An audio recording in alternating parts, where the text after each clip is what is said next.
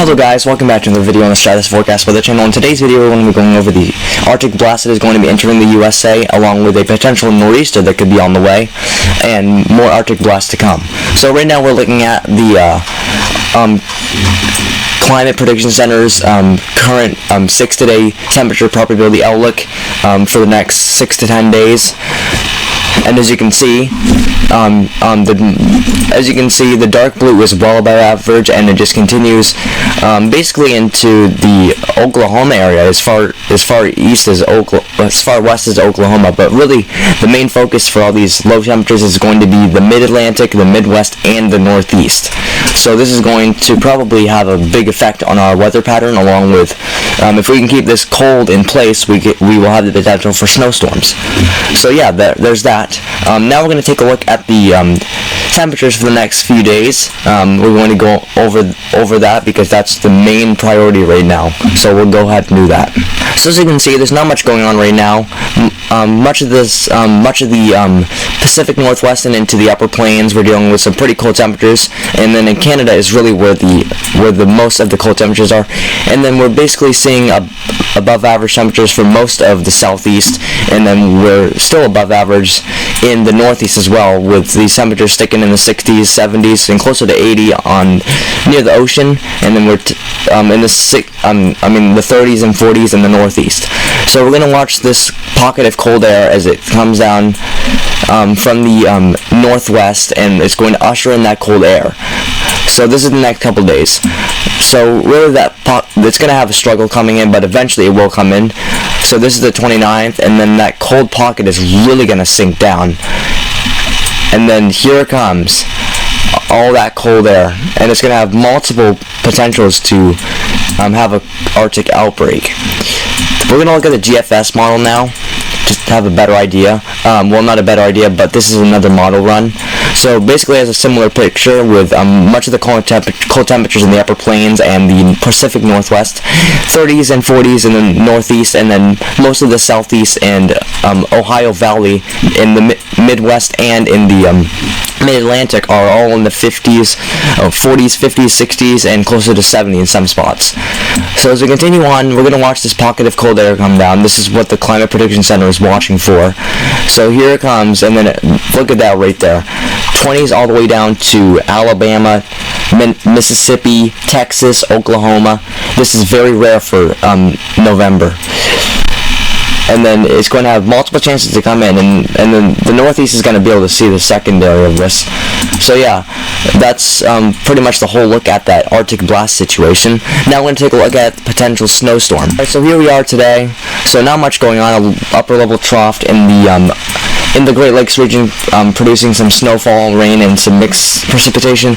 We got a bunch of other minor low pressure systems along the western coast of California, dropping some snowfall and some rainfall. And then you'll notice parts of the east are very quiet at this moment, and parts through the central United States are very quiet as well. But that is all going to change with a simple pattern change. So we're going to go forward. That little trough goes to the northeast. There it goes with some rain and snow. We're going to watch this system closely right here. This is the next potential storm to produce a winter storm. So as you can see, some snow in the Rockies, some mixed precipitation outside of there, and some showers. But you're going to notice, as we keep on going, the storm is really going to pick up intensity. Now, it's all dependent on how far this jet stream tracks. I'm thinking it's something like this right now. So with that being said, how far does this low pressure system go down? If we can get it even 100 miles to the south, we're talking pretty much all snow situation. And with that cold air locked in place, we're looking for a snowstorm here. But the European model has this snowstorm that low pressure system riding right up the coastline, which is going to have the impact of mixed precipitation right along the coastline, and even some straight rain along the coastline, and most of that heavier snow inland. But you're going to notice another few clipper systems come through, that one, and then here we go. This is the kind of situation where we have that jet stream that really digs down and really sets up the gateways for a snowstorm. So any of this moisture down here that we can develop into a storm, and if it rides right up the coastline, boom, we have a nor'easter. So as we continue, already the European model has something forming out ahead of this thing with all this moisture, and then you get a high pressure here, you get a high pressure here, and you get a high pressure here. So tons of cold air, plenty of cold air to lock in place for a potential snowstorm. But it's really dependent on how far this tracks. If this snowstorm can track just 50 to 100 miles to the west, then we're looking at a statewide snowstorm and a potential nor'easter for the entire Northeast.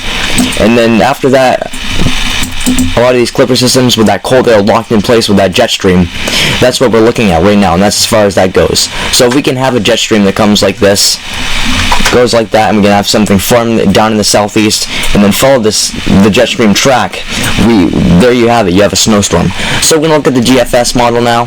So the GFS model still has that little lake effects, or not lake effect snow, but that little minor clipper system in the Great Lakes region in the Midwest with some snow and rain. Some of that snow is relatively heavy, so that's going to go through and give some beneficial rain to parts of the Northeast.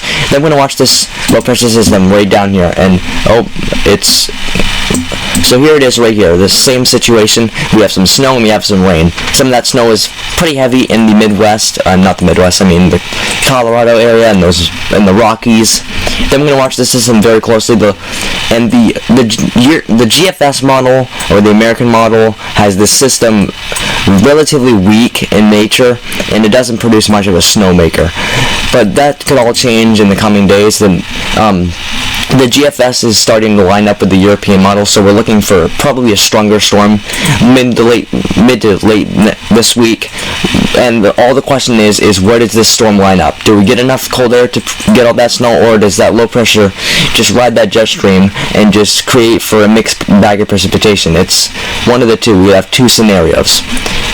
Then as we continue, that cold air just locks in place, and then it continues on, and then we have some other clipper systems. The GFS model does have something forming down here, and notice we have lots of high pressures lock in that cold air with a jet stream, something like this. Lots of cold air locked in place over the Northeast, so it's going to be very cold, supposedly.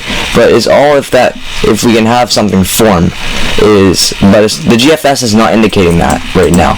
So those are the two different scenarios. And if we look at snowfall now, alright, here we have the snowfall. So currently we're just dealing with some general half an inch to about an inch of snow in the upper plains in the Great Lakes region. And you'll notice most of the snow down here in the mountains of California, Washington, and other states like that. But we're going to notice there goes that first storm, and then here comes this second storm. This is the GFS model, and it doesn't show much of anything, so that goes to the entire thing right there. Much of the snow is happening either in the Colorado area or the California area, and somewhere near the Great Lakes region, where much of that lake effect snow is going to take place from that low pressure system that's going to be with the Northeast. Now we're going to take a look at the European model. This has a little bit of a different story with up to 2 inches of snow in parts of the upper plains into the Great Lakes region. We're also talking about some snow up in near Canada, and some spots picking up around 3 inches or more in the California area and the Washington area and up and down the west coast. But we're going to watch the storm that forms right here, and how much snow this brings is really dependent on where the storm tracks. So take this forecast with a grain of salt. So there goes that second system, and then you'll notice there it goes right here. So we'll zoom in on the Northeast. Alright, so this is through Sunday. So you notice you can pretty much tell where that rain and mix line is. It's right along the coastline. But you'll notice interior New England, Maine, Vermont, New Hampshire, New York, Pennsylvania is where all the snow is, and we have some hefty amounts near the Great Lakes region where much of that lake effect snow is going to be happening for several days coming out of this low pressure system that's going to be forming. You'll notice a lot of the heavier amounts are up in the mountains of Maine and up in northern Maine and interior Maine. So basically, you can basically tell where it is. But we'll go back to the United States of America, or where we actually were here. So there goes that first system. Then here comes the second system, and then that brings a little bit more snow to the region. But this is your general snow outlook here. This is up until December 10th. So you'll notice much of the snow is happening either in the California areas, in those mountainous areas, in the Rockies, in the Colorado, and then obviously in the Northeast. And then you'll see some of these higher totals are across the Great Lakes region. This is because of a major lake effect snowstorm, and I'll show you that right now if you didn't see it before. So it's going to be coming out of that same system that comes out of this same system that we're talking about for the Northeast. So you notice all that lake effect snow here. You can see all that lake effect snow just pounding in the Great Lakes region, and it's just going to continue for days on end, and that's why we're going to see so much snow. But yeah, that's really that. So yeah, that's really that. So yeah, I hope you guys did enjoy this video. If you guys did enjoy this video, and if you guys would like to see more content on the channel like this around the weather basis and around winter storms and stuff like that, please make sure to like, subscribe, and hit that notification bell to never miss an upload. And without further ado, stay safe out there, and we'll see you in the next one. Bye.